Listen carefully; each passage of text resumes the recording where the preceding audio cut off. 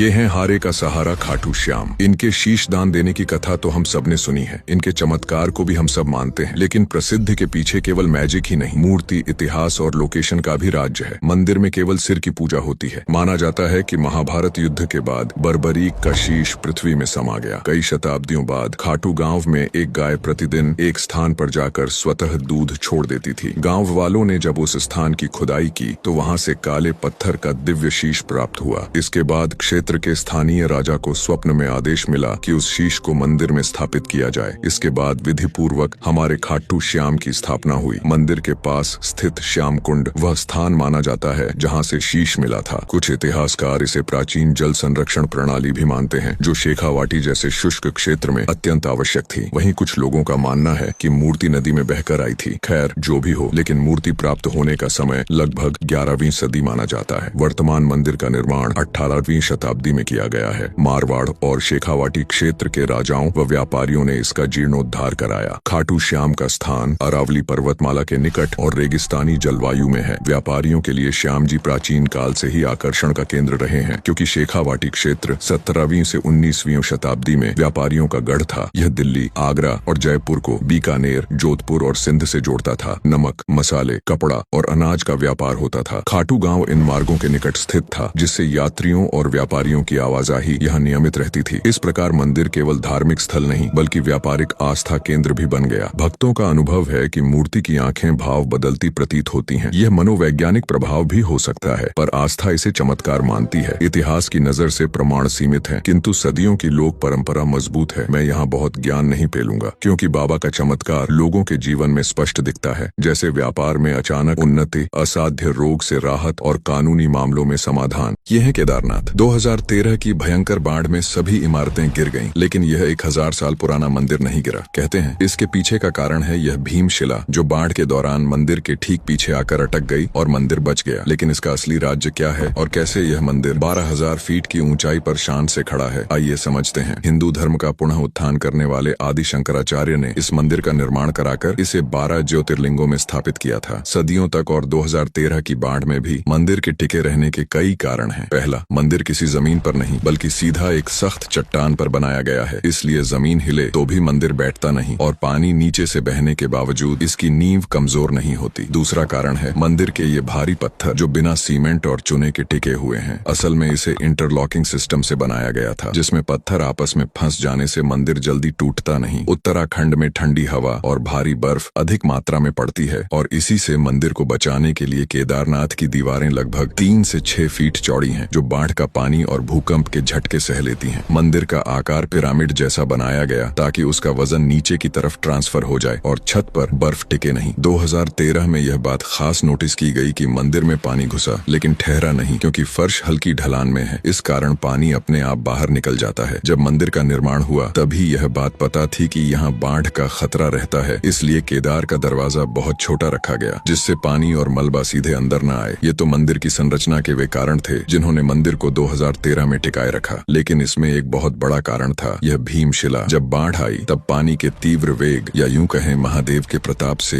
एक भीमशिला मंदिर के पीछे आकर टिक गई, जिसने पानी की धारा को 2 भागों में विभाजित कर दिया और मंदिर पर बाढ़ का प्रेशर काफी कम हो गया। ये है विंध्य पर्वत का प्रसिद्ध विंध्याचल मंदिर। विंध्य स्थान भूकंप की गतिविधि वाला क्षेत्र है, फिर भी ये आज का नहीं बल्कि वैदिक काल से चला आ रहा है। यहाँ तक कि मराठा शासकों ने भी इसका कई बार पुनः उत्थान कराया है। मंदिर में स्थित देवी की छोटी सी मूर्ति स्वयंभू मानी जाती है। बाकी मंदिरों की तरह ये किसी एक राजा द्वारा एक ही समय में निर्मित विशाल मंदिर नहीं था, बल्कि ये फेज्ड एवोल्यूशन का परिणाम है। लगभग 1600 साल पहले गुप्ता एम्पायर में मंदिर की नींव रखी गई थी। बहुत लंबे समय बाद मराठा सरदारों और क्षेत्रीय राजाओं ने मंदिर का जीर्णोद्धार कराया। आज जो हम शिखर और बाहरी मंडप देखते हैं वो इसी समय बनाए गए। मंदिर उत्तर भारतीय नागर शैली में निर्मित है। निर्माण में सैंडस्टोन पत्थर का उपयोग हुआ है, जो इसी विंध्य क्षेत्र में मिलते हैं। पत्थरों को इंटरलॉक या चुने से जोड़ा गया। मंदिर लंबे समय तक टिका रहे, इसलिए नीचे मोटे और ऊपर हल्के पत्थरों का उपयोग हुआ है। शिखर का स्ट्रक्चर इस तरह बनाया गया कि वो वेट को सेंटर की तरफ खींचे। विंध्य पर्वत पर हल्के भूकंप का डर रहता है, इससे बचाने के लिए मंदिर को पर्वत की चट्टानी प्लेटफॉर्म पर रखा गया। इसी कारण ये भूकंप में भी टिका रहता है। विंध्याचल में साल के अधिकतर दिन गर्मी रहती है, इसी से मंदिर को बचाने के लिए दीवारें मोटी रखी गईं और गर्भगृह को छोटा बनाया गया। गया। न केवल पत्थर गर्मी से बचाता है बल्कि ये ध्वनि को अब्सॉर्ब और रिफ्लेक्ट दोनों करता है, जिसकी गूंज से भक्तों को गहरी शांति मिलती है। सबसे फेमस है यहाँ की त्रिकोण यात्रा, जिसमें 3 मुख्य मंदिर आते हैं। तीनों मंदिरों के बीच दूरी लगभग 3 किलोमीटर है। अगर आपने ये यात्रा की है या माता के भक्त हैं तो कमेंट में जय मां विंध्येश्वरी जरूर लिखें।